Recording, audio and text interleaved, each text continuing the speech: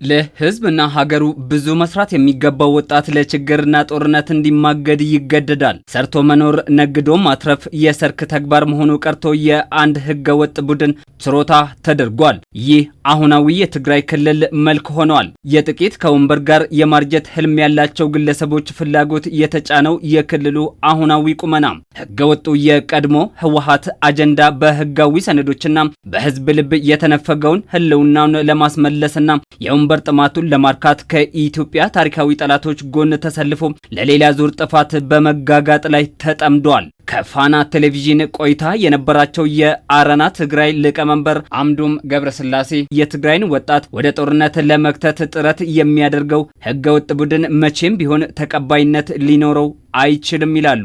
ከቅቡልነት ማጣት ያጋጠሙ ችግር በአፈሳ ነው ለመተካት እየሞከረ ያለው። ይሄ ወጣቱ በኃይል አስገድዶ ወደ ማሰልጠኛ በማስገባት ለመዋጋት ነው ጥረት እያደረገ ያለው። ትግራይ ላይ ከፍተኛ ችግር አለ። ወጣቱም ከዚህ አፈሳ ውትድርና ለማምለጥ በየቀኑ በ10 ሺዎች የሚቆጠር ወጣት ትግራይን ለቆ በስደት በመኪናና በፕሌን በእግሩም ይቻለም በእግሩም እየወጣ ነው። ድሮም ህጋዊ አልነበረም። አሁንም ግን 3 ዓመት ከስልጣን ከተባረረ በኋላ አሁን ህጋዊ ነኝ የሚለን እንትን ምንም ቅቡልነት የለውም። ዋናው ወደ አፈሳ ያስኬደው ያለውም ይሄን ህጋዊ ፕሬዝዳንት ነኝ የሚል የደብረጽዮን ፍላጎትና ጥያቄ በህዝቡ ተቀባይነት ስላላገኘ ነው። የኢትዮጵያ ታሪካዊ ጠላቶች የትሮይ ፈረስ በመሆን ኢትዮጵያን ወደ ትርምስ ለማስገባት ሰላምና ልማቷን ለማደናቀፍ ሌት ተቀን የሚሰሩት ከሻዕቢያ እስከ ቆሞ ቀሩ የህወሓት ቡድን እንዲሁም ተላላኪዎቻቸው በትግራይ ብሎም የኢትዮጵያ ሰላምና መረጋጋት የሚያመጣውን ውጤት ያውቁታልና ለማደናቀፍ መስራታቸውም ለዚያው ነው ባይ ናቸው። በትግራይ ራሱን ለህዝብ የቆመ አስመስሎ ለስልጣን ጥማቱ ላይታች የሚለው ቡድን የትግራይን ህዝብ ሊጠቅም ይቅርና የህዝቡን ህልውና አደጋ ላይ እየጣለ ነው። በትግራይ ላይ የሚመጣው ለውጥ በሻዕቢያም በኤርትራም አሉታዊ ተጽዕኖ ይኖረዋል የሚል ስጋትና ፍርሃት አለው። ከዛም ደግሞ በትግራይ የተረጋጋ መንግስትና ሰላም ካለ በወደብ ጉዳይ፣ በአሰብ ጉዳይ፣ በሌሎችም ጉዳይ የኢትዮጵያ መንግስት ይወረኛል የሚል ስጋት ስላለው የራሱ የህልውና ስጋት ስላለው ነው እንጂ ሻዕቢያ ለትግራይ ህዝብ ይጠቅማል የሚል የሚጠቅም ከመሰለው ያበላሸዋል። ሻዕቢያ የትግራይ ህዝብ ይሄን ያውቃል እና የህወሓትና የሻዕቢያ አሊያንስ ወይ ደግሞ ትብብር ለትግራይ ህዝብ ጥፋት፣ ለኤርትራ ህዝብ ጥፋት፣ ለኢትዮጵያ ህዝብ ጥፋት ነው። ምክንያቱም ጦርነት ይነሳል በአካባቢው በትግራይና በአማራ ክልል ለመንቀሳቀስ ይፈልጋሉ። ስለዚህ ይሄን ጽምዶ ያሉትን የጥፋት ተልእኮ ይዘው ነው የመጡ ያሉት። የትግራይን ህዝብ ጥቅም ለማስከበር አንዴ እንኳን አብረው ሰርተው ያውቁ።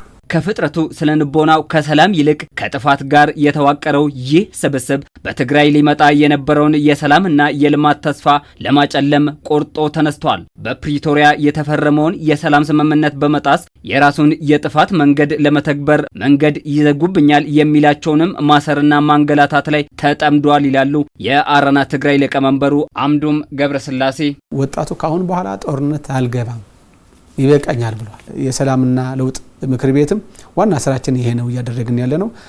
ትግራይ ህዝብ ለህወሓት ብሎ አንድ ሰው መሞት የለበትም።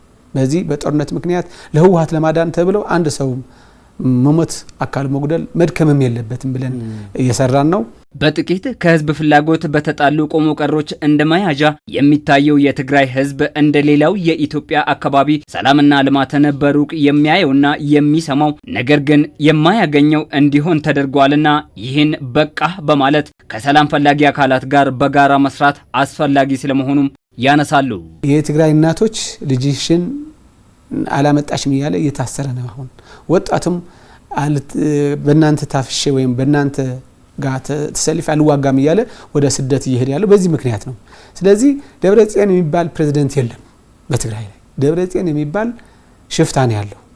ሽፍታ በራሱ የተወሰኑ ሰዎችና በሻዕቢያ የተደገፈ